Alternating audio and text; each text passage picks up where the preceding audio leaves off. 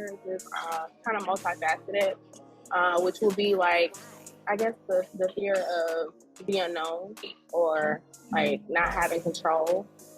It's something that I have worked through and I'm still working through it. But yeah, just not, I mean, the way that life goes, like we really don't have control. And I think once I discover that fear or like my reaction to when things, just happen sporadically and I really don't have any control, it has forced me to really lean and depend on God and strengthen my relationship with Him. I'm not gonna say a control freak, but I'm a planner, and I like to see things play out the way that I envisioned it in my head. So, when those things don't necessarily align, like you go into panic mode. We are back.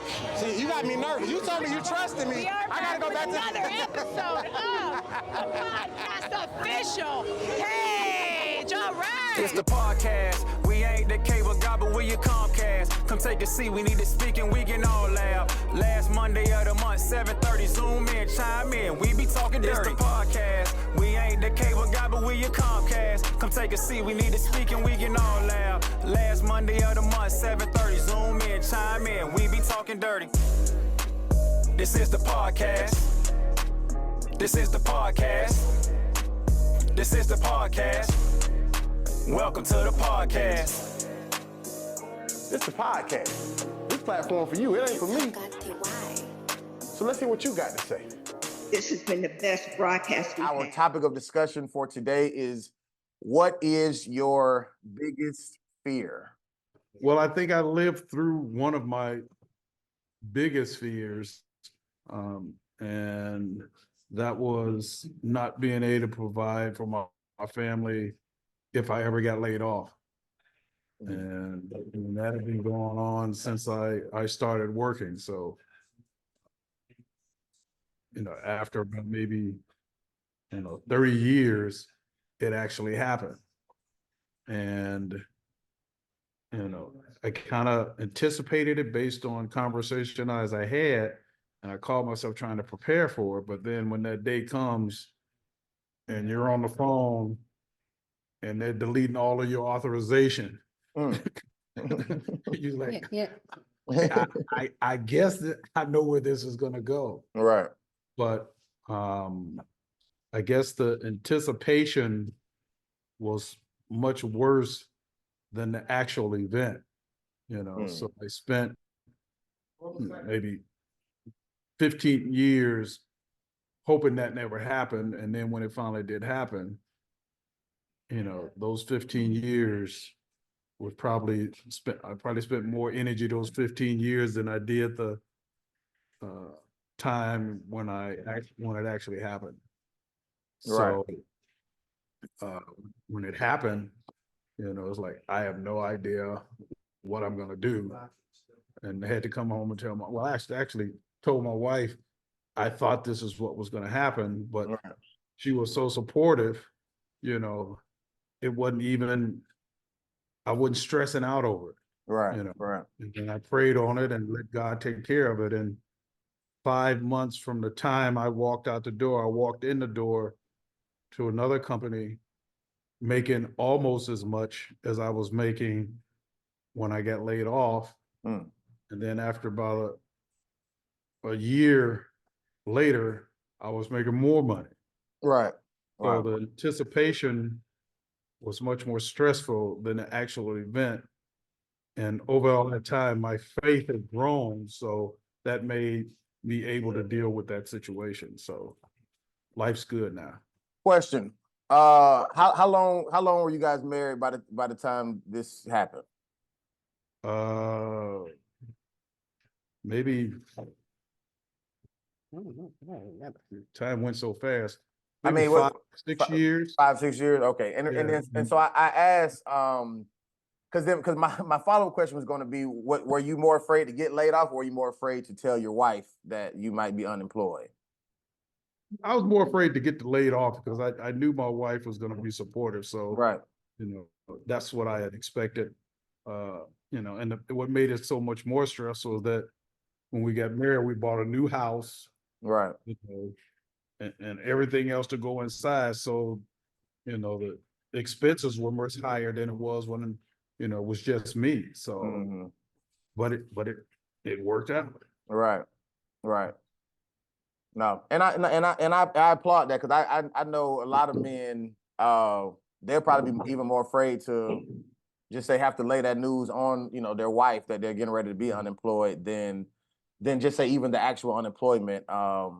So kudos to your wife for Like I say, I got a hint that it was coming, and I mentioned it to her. Right. And that's when she was like, "Hey, don't worry about it. We'll be fine. Right. It's gonna work. It's gonna work out the way it's gonna work out. So don't worry about it." So when it happened, that wasn't the worry I had to deal with. Well, wife, what was going through your mind when he told you this news? Like, what made you so calm and so supportive? Well, first I was surprised. I'm like, they can't possibly lay you off. Right. They must have called the wrong number by mistake. Right. But because he's my BFF, I knew they didn't lay him off because he had done anything wrong. He just called his name that time. And I didn't really worry about it. I was more surprised, like, they got a lot of nerve to lay you off. Right. So the financial part didn't really bother me. I was just so shocked about it happening. But then you got rehired and retired twice, being rehired. So it really was. It's more the principle of the thing than the actual thing happening. But it turned out fine. I would have been supportive either way. My biggest fear is possibly maybe in losing another family member. Maybe I lost a child before, so maybe I would probably think that would be my biggest fear. Losing, another person that I'm close to. I would say that probably be my biggest. Yeah, I think that would be my biggest fear. But I have some other fears. But yeah, we just keep it moving. Just keep it moving. But yeah, I would think that would be my biggest fear is possibly losing someone special to me, family member, child, anything like that. Mainly my kids. Mainly, we're supposed to outlive our kids. So, I mean, our kids outlive us. Right. So, yeah, I would think that would be my biggest fear. I have 5 more children, but I would be devastated if I lost anyone else or whatever. So I would say that would be my biggest fear. Right. And just any other family members, my lady, anybody else, things like that. But yeah, I think that would be my biggest fear. Did losing the first child create this fear, or was that fear there prior to his passing? That fear was there before. That fear is always. That fear, I think, it could be just embedded in any parent, regardless of their child or the lifestyle of a child, whatever. He was a young adult, under 25. So I'm not sure. But yeah, I've had these head already. And I think that I may be death, but not so bad anymore. But when I was younger, I couldn't even speak about death. Right. Yeah. But now I'm half of 100. My goal is to at least get to 100. So I'm half of 100, looking good, smelling good, skin good. I'm black. Right. I just got to, my heart, it's good. I mean, trying to continue to make it better. Right. So, I'm not so scared of that. I'm trying to create and have people around me that's going to support, whoever I leave behind, my children or whatever. So I'm not so afraid of, not being here. Plus I've lived a pretty younger, reckless life. So I've been in situations where my life could have been taken at any point anyway. So I probably, but just natural, just death period. Probably. Gotcha. Gotcha. And I know you say you had other fears that you didn't mention, but out of just say all of them, the one that you did mention as far as losing anybody closely, that would be the biggest one. That would be the biggest one. Gotcha. Yes. I've lost many in the last from 2016 on up to 2020. I lost three major people in my life. I was married for 20 years. My son that I raised, my mother. So it was like a back-to-back. You know, so yeah, so I did. CJ, I feel you when you say losing a loved one, grief. 2016 was like a big domino in my family, and we lost. I think I went to dozens of funerals over the course of 4 years. So I feel you on that.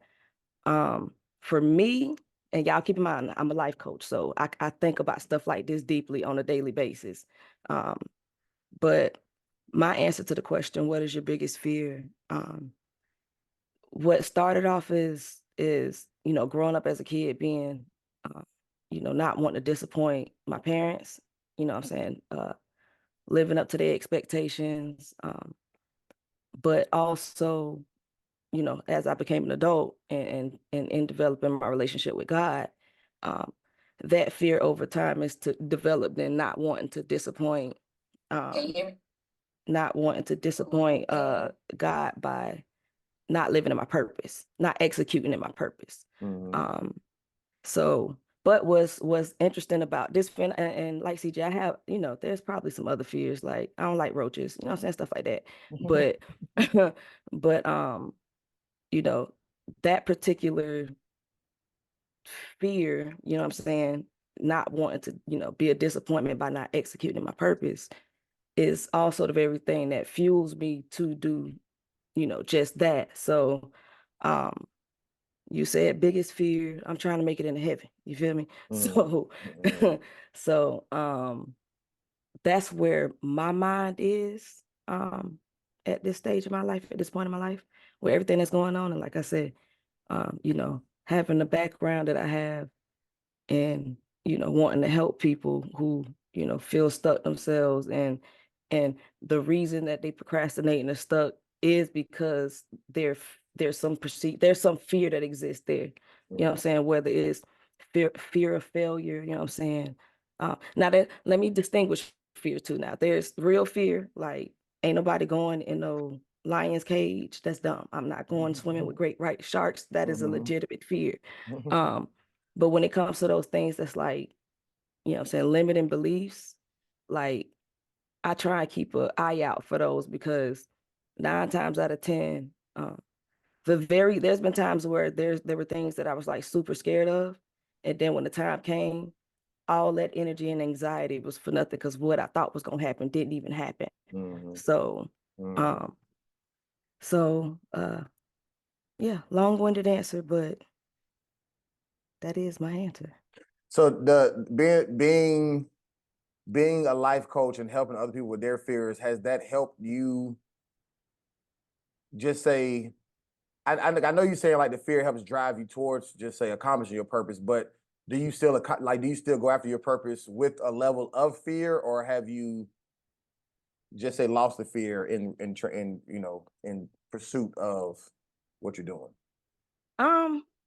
It's because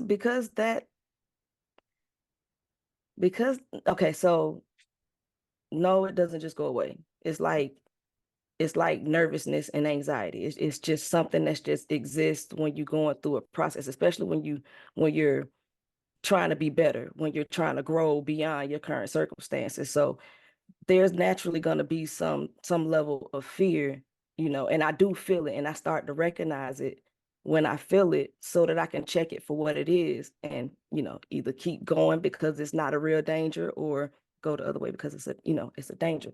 So it doesn't necessarily go away. I just learned to recognize it and then handle it.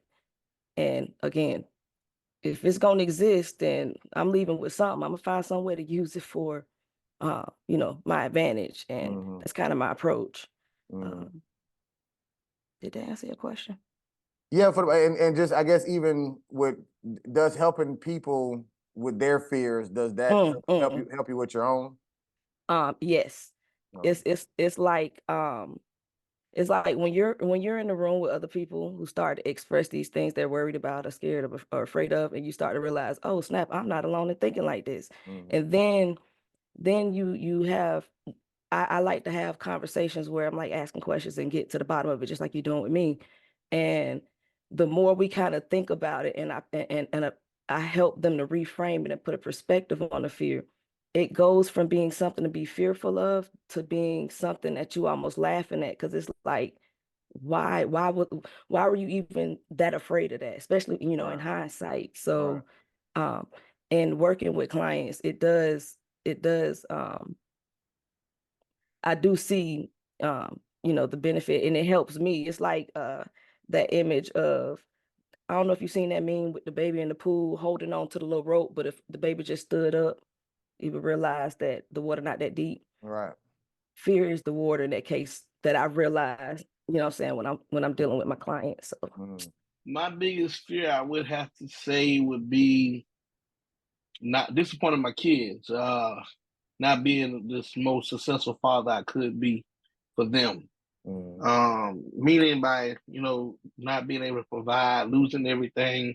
2015, I went through, lost everything with my job, went from making $70,000 a year to nothing at all. I was losing all my savings. But I just said that brought me back to my faith with God, though. Making me stronger in a relationship to know that anything, you can lose everything and then time heals all. You feel what I'm saying? So I would say that kind of brought my relationship with God and everything like that.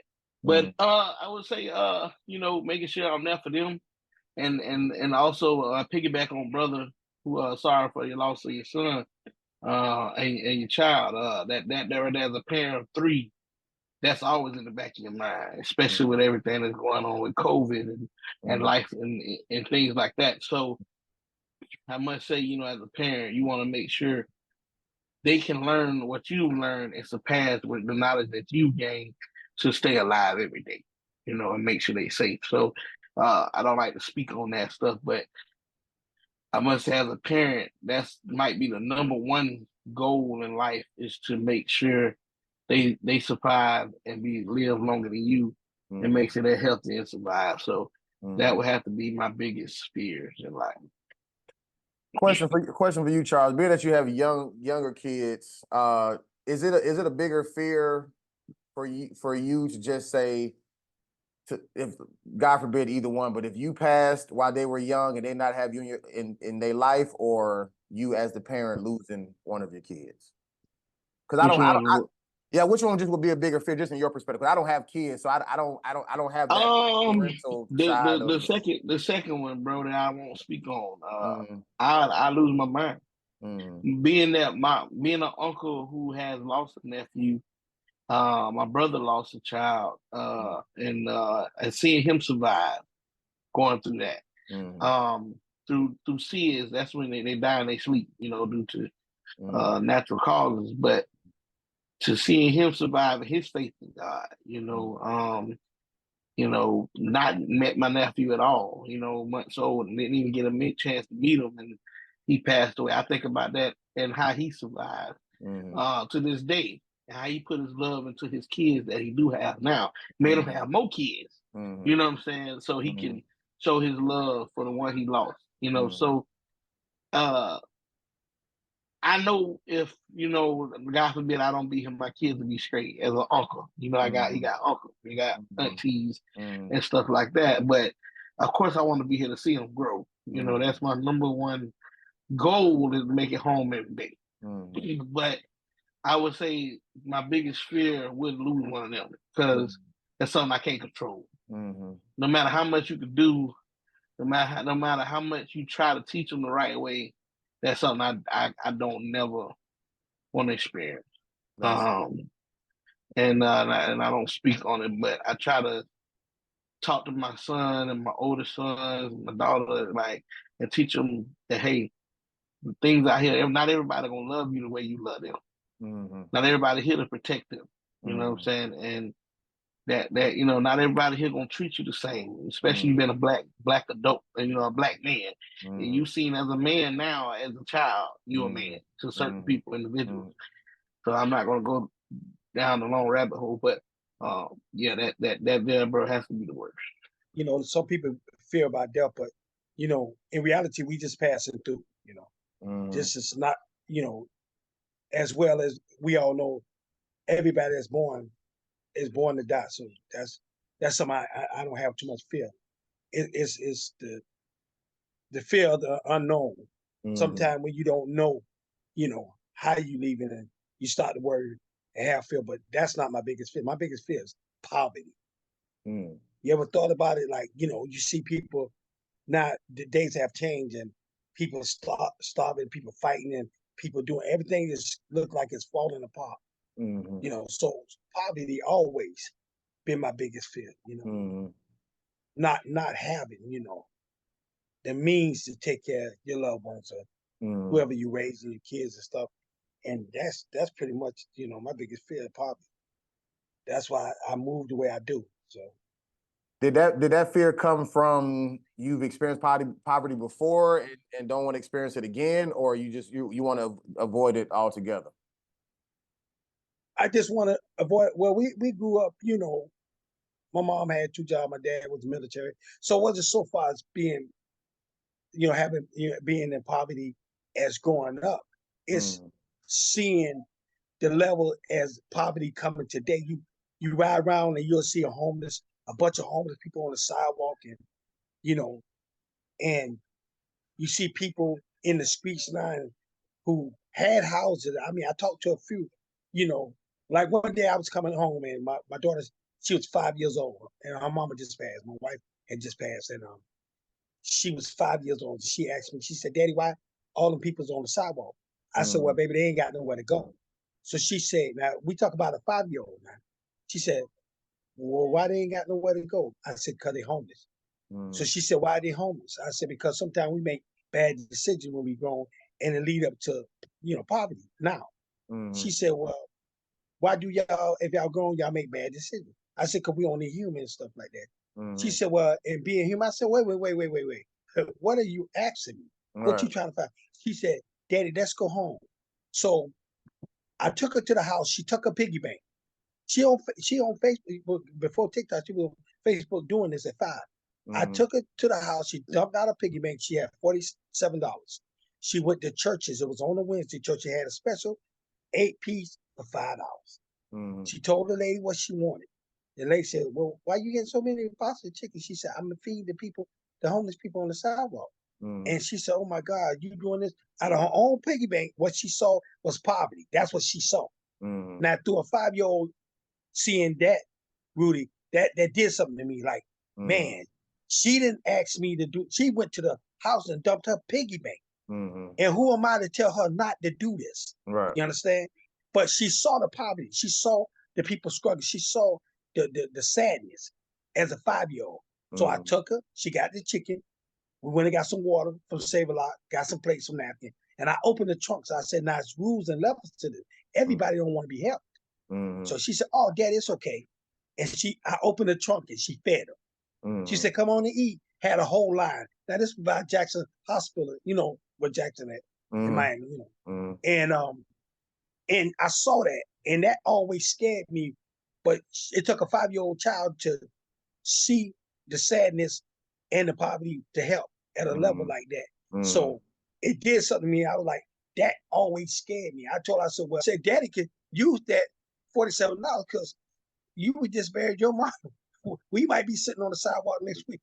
You know what I'm saying? So, but she was like, "Oh, Daddy, we all right." See, in a child, through the eyes of a child, she didn't see that we was going through something. Right. She saw the hurt, all the people's on the sidewalk. Right. So poverty always scared me. Sorry to interrupt, but I do want to let you know something just in case you're unaware. All right. This podcast actually is sponsored by a church. This platform was actually created by a pastor, Pastor Elmer Wilson, the pastor of New Beginning Ministries of Tampa. Listen, I know sometimes you may hear content on here that may not sound the holiest of holies, but that's the point. We allow people to come on here and express themselves and be themselves the way that they talk or the way that they think, the way they operate. It ain't no judgment. Hey, do you, boo-boo? Do you, okay? But nonetheless, if you live in the Tampa Bay area, we want to invite you to church, all right? 11323 North Nebraska Avenue. That's where we located, okay? Tampa, Florida. Pull up on us. You live in the Tampa area, pull up, man. We'd love to see you. Okay, we'd love to see you. And if for whatever reason you can't pull up in person, you need to do a live stream, attend virtually, we go live at 12 noon every single Sunday. The real service in person is at 11 a.m. The live stream is at 12 noon, okay? On Facebook, you can watch it. On YouTube, you can watch it. Facebook is New Beginning Ministries of Tampa. YouTube, New Beginning Ministries of Tampa TV. Facebook, New Beginning Ministries of Tampa. YouTube, New Beginning Ministries of Tampa TV. Okay, we go live at 12 noon on the dot, and if you want to come in person, we go live at 11. All right, pull up on us, man. We'd love to see you. We'd love to see you. All right, come join us. Let's see your face right here at New Beginning Ministries of Tampa. Welcome to the podcast. All right, now go back to listening to this unholy podcast. I actually don't have an answer for that. I don't really talk about fears and stuff too much without a professional therapist on the line. So my question was gonna be why people were dealing with a lot of this. I'm pretty sure it caused some type of anxiety, depression, something going on during that time frame, even if it was just temporarily. I know we do have a life coach on the line, but I was going to ask, did anybody or how many of you guys use therapy to help get you through it, or what type of, I guess, life coaching sessions did you guys use while, going through dealing with some of these fears, or even dealing with fears that you haven't yet faced? It's just in your head. I haven't gotten any therapy for any of that. I haven't gotten any therapy. Some of the stuff I work out on stage, work out on other people. So yeah, that's kind of the therapy. And I've been through a lot of trials and tribulations in this 50-year journey. So I've learned to, a lot of people are like, oh my goodness, you're strong and blah, blah. But you're right, I probably should seek some type of therapy or something. But people look at me and be like, oh my goodness, you're so strong. But a lot of times once you get by yourself is when you hear songs and that's when you kind of get into your feelings and things like that. But to the lady's question, and I think she can answer the question too. You don't got to be no licensed therapist on the phone, man. I know you got some spiders, anything, a roach. I know something that you're scared of at your biggest fear. Stubbing your toe, anything you could have came up. But I appreciate your question. But no, I specifically never got any help. I've been through maybe a few therapy sessions, maybe 20 something years ago. But nothing in the last few years to kind of help me kind of deal with my current, anything that happened, like my people passing in my life. I've never, got any therapy. I am scared of everything. That's why I didn't want to talk about it. I'm scared of rats. I'm scared of spiders. I'm scared of roaches. I mean, we're starting at the minor stuff. Let's not get up to the big stuff. Hell, I'm scared of life, damn near. So that's why I don't want to talk about it. It's not a therapist on the phone to help walk me through this thing. So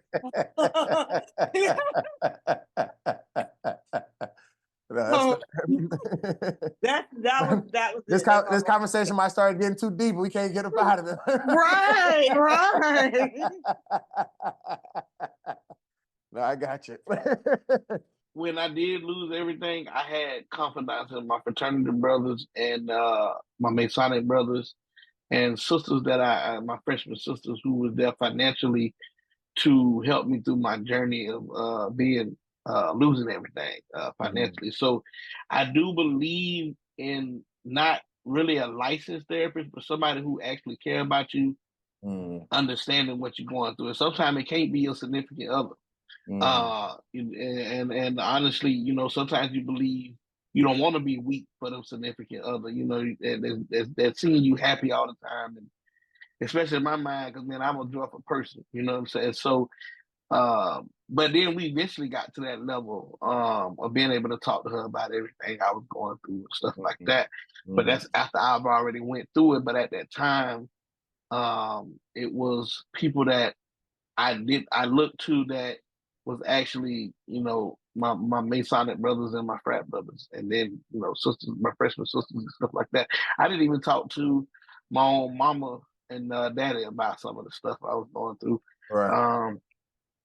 And my own blood brother and sister, you know what I'm saying? So sometimes I felt like I had others that was closer to me because I didn't want to let my people down because I was the oldest child in my family to see me weak.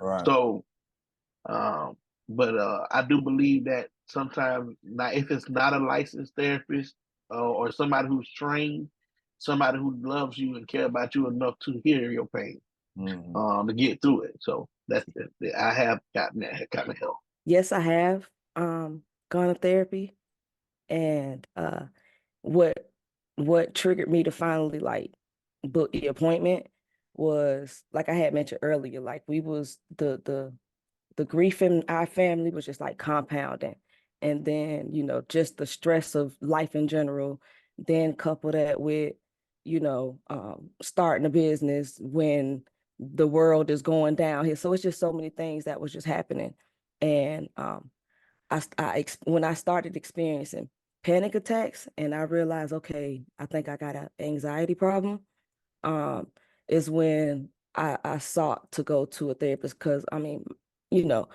only thing people closest to me can really do is, confide, I can confide in them, but as far as helping me through it, there wasn't really, they could support me, but not to the level that I felt like a therapist would help me. And plus, you know, a therapist being impartial and not having no perception of me, and I know y'all hear that, baby, that's my niece, she all right. Good.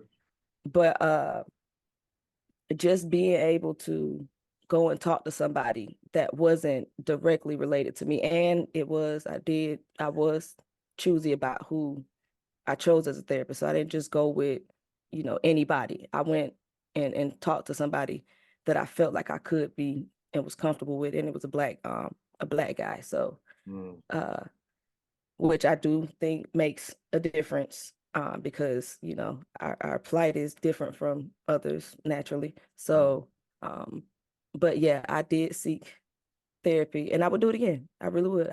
I would go to therapy when things are good, because I feel like I would want to know who I am and how I'm operating in that space, so that when I do go, into a slump or whatever, I know I can come back up, out of it. So I can relate to the guy was saying lost everything. I mean, I done been there before on my own, doing different jobs, losing your job, losing a place to stay, your car breakdown, and with me having a baby in that all happened to me all 1 year. But I just it wasn't the fact it scared me at the time, but I had something stashed, and that was the good thing about it. I had to go back and grab this stash, what I was doing, and went back in those streets, moving like I moved, and right then started flipping stuff, and I was back on top. But it taught me something, once you lose something, it make you stronger. That's where they said faith come in. Without seeing, you believe in God. Saying that you believe that His word is real, then you're gonna be all right. So I always thought like that. So me working in mental health, Jackson Mental Health, for 15 years, I was security there, and then I did a year like counseling, like you counsel the people that come in from the kids that come in and stuff. I started doing that and work with Dr. Panaba, and Dr. Sanchez, these doctors here. And I got a break, working up under them through through where they had the project, like you go to, we were doing this class, and they said, well, they had volunteers and stuff, right? So then people started coming in. So mental health, I done talked to a lot of people. Like, there was a lady in there, and she was scared of her shadow.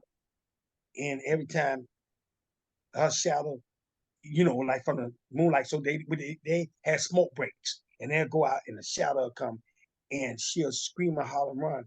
And she was running, and black folks, I just seen her screaming and hollering and running. So I wasn't running faster. I didn't know.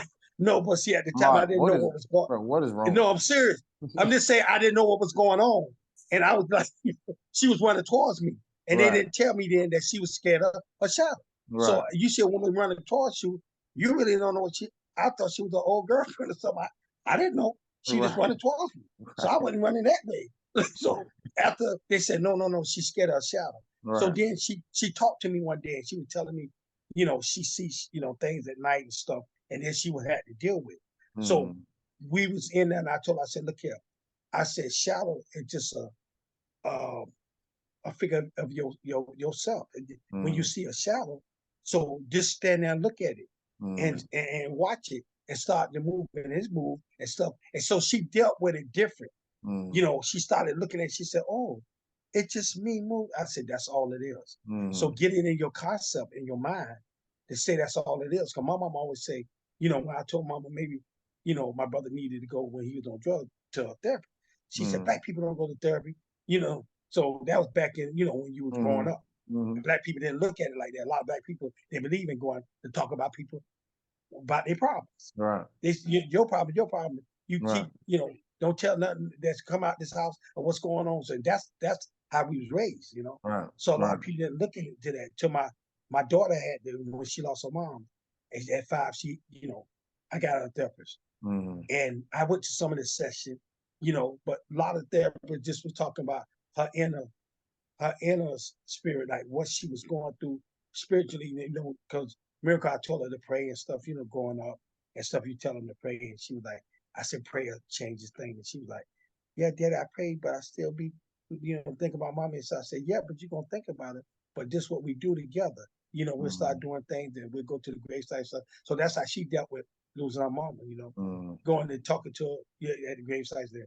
Therapist said, write her name and a picture and see how she drawed her and stuff and how having her look, and dealt with it that way. So different ways you deal with your fear, what you're scared of, If you're scared of you coming home and all your stuff sitting outside, it's a different fear of how you deal with it.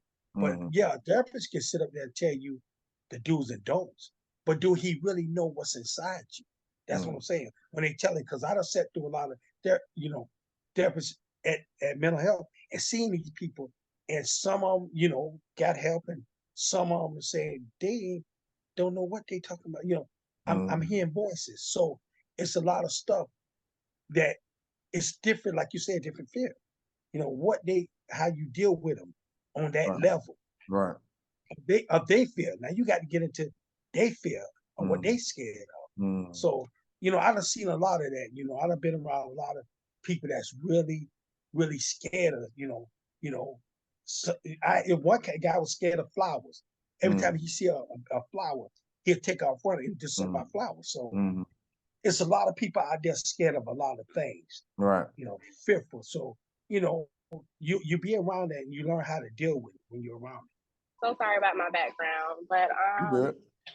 I think for me, one of my fears is kind of multifaceted, which will be like, I guess the fear of the unknown or like not having control. It's something that I have worked through and I'm still working through it, but yeah, just the way that life goes, like we really don't have control. And I think once I discover that fear or like my reaction to when things, just happen sporadically and I really don't have any control, it has forced me to really lean and depend on God and strengthen my relationship with Him. So I would say that. Gotcha. And you talking about the fear of the unknown in the sense of like, and no control in the sense, is that leaning towards like, I guess something as heavy as death or whatever like that, or you mean just? Yeah, it has showed up like through death. It has showed up through like, failures, just different things, relationships. And that was basically the root of it, because it's something like I'm not gonna say a control freak, but I'm a planner. And I like to see things play out the way that I envisioned it in my head. So, when those things don't necessarily align, like, you go into panic mode. But I've just had to learn that, you know, I'm here in place on this earth, not just, you know, not just because I have done something to, you know, put that in place. No, there's God that's here that created me, that put me here on this earth, and he has the control over it. And I think a lot of times we try to play God, or we try to aid him in that process when he's already created a plan and a purpose for us. And I've just had to learn to just take my hands out of it. Gotcha. And have you I guess done any therapy or anything to deal with these things, or had good friends or family? Grief therapy. I've done like grief therapy or therapy through like group therapy with my church and stuff like that. Nothing like on a one-on-one level outside of like my grief therapy. I probably needed to go, you know, but I think everybody needs to go, whether something good or bad is happening. Right. I think it gives you a different perspective. I am an advocate for therapy. But I also believe in supporting life coaches as well. So even with the girl there, like their role is responsible, because everybody don't necessarily need a therapist. Some people just need help getting through life. It may not be nothing major going on, but like I actually started therapy first by going to a life coach. So I went to a life coach first. I do agree you do need to find somebody that you can relate to. I don't have a Black or African American life coach, therapist, but he is a minority. So it's still relatable in a lot of aspects, especially when talking about family and religion and different things of that nature. Even if it's not the same religion, you know, it's still kind of some things that you can kind of relate to when you're being a minority. Oh my God. I'm sorry for interrupting the podcast and all, but yo, I gotta tell y'all about what's on this chicken. Chef Earl's Gourmet Spices. I gotta heard him say this because I need to get back to my chicken. Some of y'all heavy-handed people, you be seasoning your food with all that other extra salty stuff, raising your blood pressure all up, trying to eat your food but then take a blood pressure pill. Hey, listen, man. You don't have to sacrifice better health for good taste when you can have both. This stuff is healthy, it is flavorful, okay? And you need some of it. And because you a podcast listener, I got something just for you. Now listen, don't be out here telling everybody, okay? This is between us. You the podcast listener. Now, if somebody else want to join the podcast, you can bring them in and they can get in on the secret. But right now, this is between us. Don't tell nobody else. All you gotta do is go to Chef Earl's GourmetSpices.com. And after you place your order, right before you check out, it's gonna ask you to put your name and your email in. Right next to your name, all you gotta do is put dash the podcast. THEPODCAST. Just type in dash the podcast right next to your name, and we gonna know you from us, you family, you with us, you kinfolk, you cuzzo. You feel me? You bruh, you sis. All you gotta do is buy 3 spices. You get a travel pack for free. Buy 6 or more, you get 2 travel packs for free. And do you realize how much you can make with the travel pack size? And prices are as low as $2. You can spend $6 and get a whole travel pack size for free. All because you listen to the podcast. And listen to me. You're gonna wanna cook your food with this Chef Earl Gourmet Spices. You see, we already almost out. Shoot. I gotta go to the website, get me some more. And I'm gonna use the promo code. I'm gonna type the podcast right next to my name. I'm gonna buy 3, I'm gonna get 1 free. Matter of fact, I'm gonna go ahead and buy 6 of them. And get 2 free, because I need my 2 free packs. You feel me? I like free stuff. I don't know about y'all. And I like flavorful, healthy food. The seasoning on this food is so good, I refuse to use anything else. Chef Earl's GourmetSpices.com. Use the promo code the podcast. Get your free stuff now. All right, back to the episode. I was kind of waiting just to hear what everybody was saying, and I have a couple of points. I don't know if I'm fearful or I mean, only thing I can tell you, I really fear snakes. That's it. Everything else I can deal with. But I think and as far as death is concerned, and I don't want to say I was fortunate. I don't want to say I was blessed, but I had a chance to say goodbye to my daughter when she passed. We had 13 days with her. And so I wasn't fear. I didn't have fear. I don't have fear of death. My faith got strong, through that time. But I think I'm like the other lady. I'm fearful of the uncertain. I'm fearful of not knowing. I know I went through kind of fear when COVID hit because it was different. When you go out, the streets were like haunted, and that was a little fear for me. And I think that's what I'm at now, where I don't know what this world's going to go to, what's going to happen. I don't know where we're going to end up. And I think that uncertainty is what I fear right now. Gotcha. And yes, I did do counseling. Gotcha. And did that help with the fears, or how did that affect you? No, it just helped me get through my grief. Okay. I still had grief, even though I was okay, but I still had that grief. So I just went through it. And yes, it did help. Yes, it did. I fear every time Mark start talking, because I know it's gonna go left.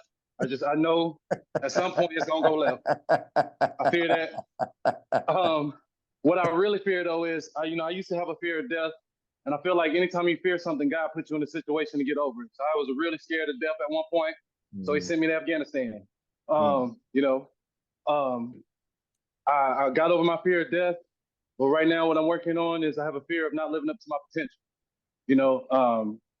But a lot of people don't know, I had turned down a full ride scholarship to college for theater. And the reason why I turned it down is because I didn't want to be in the house no more because my parents are Jehovah's Witnesses. So I wanted to get out of the house so bad.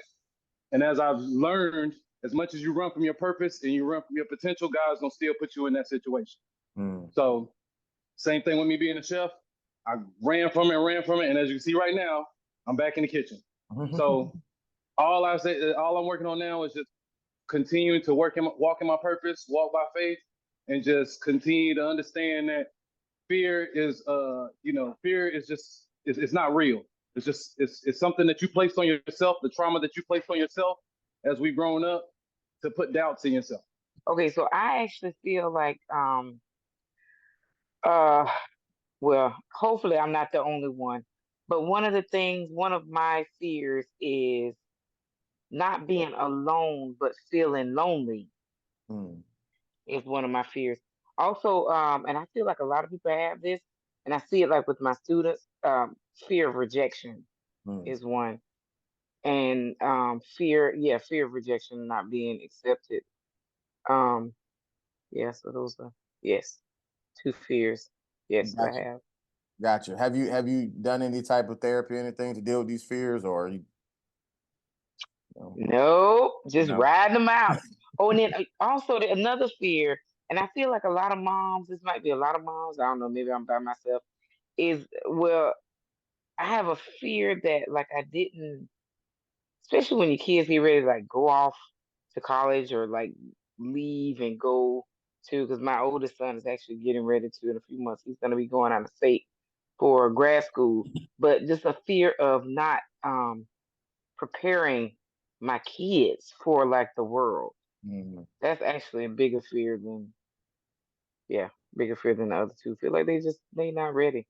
And I feel like that's on me. Well, it is on me because I'm mom. I just want to, since the topic of fear is so like negative, I want to spin the block on a positive note. You know what I'm saying?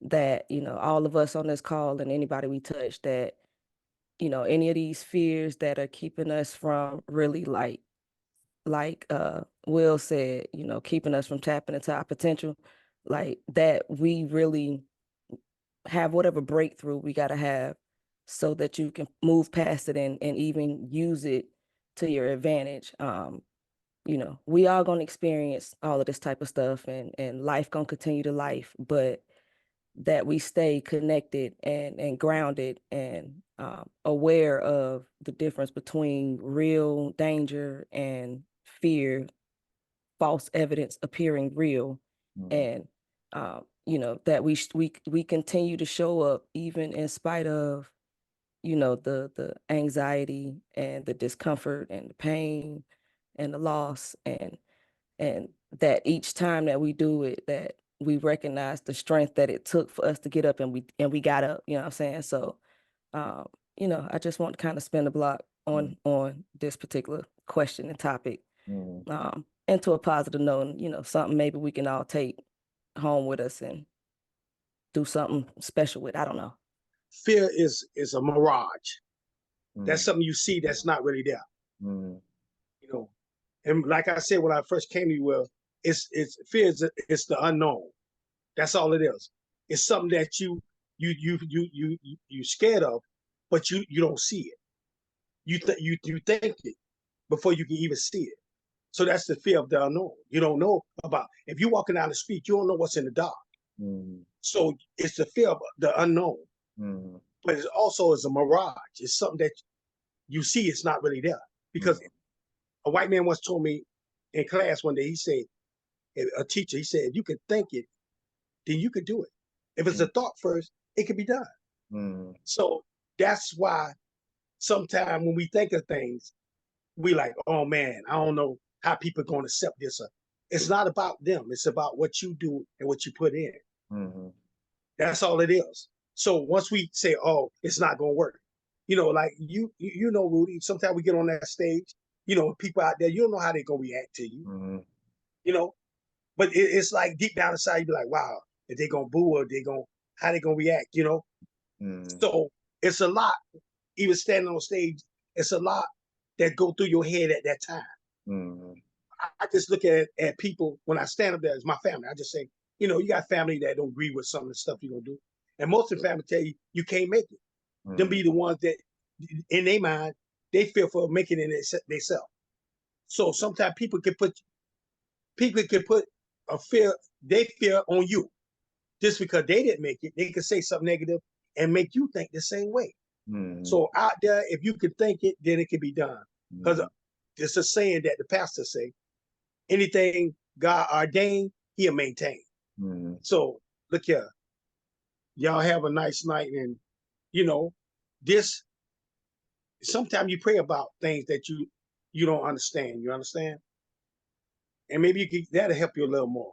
But believe it, if you could think it, it could be done. I don't say losing somebody, because we say, you know, y'all lost somebody. But for me, God called my daughter home. I had a daughter also, because I know I didn't lose her, because I know where she's buried at. The Bible says, absent from the body is present with the Lord. So I didn't lose her. God called her home. And my biggest fear is the Lord can use anything to get us on the right path. And to get us on the right path, and he's just in all ways. And sometimes he might use our wife or our kids, or, you know, or a loved one. That is my biggest fear, that I stay aligned with the Lord so he doesn't have to do that. Because, you know, the Lord does as he please, and all he does is just. So that's just my biggest fear, is the Lord using someone I love to straighten me out because of me. To straighten me out because of me. It's more to that, but that's in a nutshell. I do have fears of, just say, like, of dangerous things. Like I never could see myself like bungee jumping, or, you know, swimming with sharks, or, you know, just stuff like that. Like I don't want none of that smoke. And I have some people, I don't remember who mentioned it, but I have just said created false fears in my mind in reference to, like, maybe being afraid to go after something because you don't know how it's going to turn out. So things like that have happened as well. But then I've also, you know, jumped off the porch, if you will, on things that I was absolutely not sure about. And it worked out, you know, way better than I even anticipated. So all of those kind of things are just kind of minute, though none of those would be in the category of my biggest fear. But my biggest fear is kind of to what a lot of people have said, which would be the unknown. And the unknown in the sense of anybody who really knows me and have had any really deep conversation with me, one of my biggest battles, if you will, that I deal with is like, do we actually have free will or not? And free will in the sense of like, will my life be determined based off of my choices, or has God already ordained everything and I'm just living it out? And the reason why that's such a big question for me, because if my life is determined by my choices, that's scary to me, because I've been making some bad choices sometimes. You know what I'm saying? And I know people who are sitting in jail for the rest of their life right now based off of just a choice. I know people who have their entire life is different based off of a choice that they've made. And if that's, like I say, if the rest of my life is dependent on my choices, that's scary to me, because I feel like I could definitely make a choice that can lead me to, the same, just say, damnation I've seen, with other people. But on the flip side, if God has ordained my life to be a certain way, and I don't have control over it either way, that gives me a certain level of peace, because whether I die young or spend the rest of my life in jail or end up, in poverty or any of these things, when I have kids, if I lose a child, any of these different things that people have talked about as a fear, if I knew for certain that this is just how God planned it out, that can give me a certain level of peace, because it's out of my control. And I know that since God put me in that situation, he's going to make sure that I get, through the situation. But like I said, if it's just left up to my own, choices, whether I have, just say, I lead myself to my demise or have success or whatever like that, that's more of a fear for me, which is why I have such a big question. And I'm not asking the question right now. Nobody has to try to come off mute and try to convince me whether we have free will or not. I'm not going that deep tonight, but I'm just saying that's why I always have that conversation and that thought, because I've definitely made a lot of bad choices that I have not suffered for. And I also have, just say, made a choice, if you will, in obedience. Like, I know for a fact, okay, God told me to do something, and then I did it, and then my life turned out much better than what I planned based off of, just say, my obedience or whatever. And so ultimately, in closing, if God in fact has preordained my life, then good, bad, or indifferent, whatever happens, my human self feel like I could live with that, because the ball's not in my court. I'm just living out my destiny, versus I make a mistake and now I've ruined my life, and I have to live with the repercussions of something that I did because the choice was in my hands. So out of all the fears that I have, that would be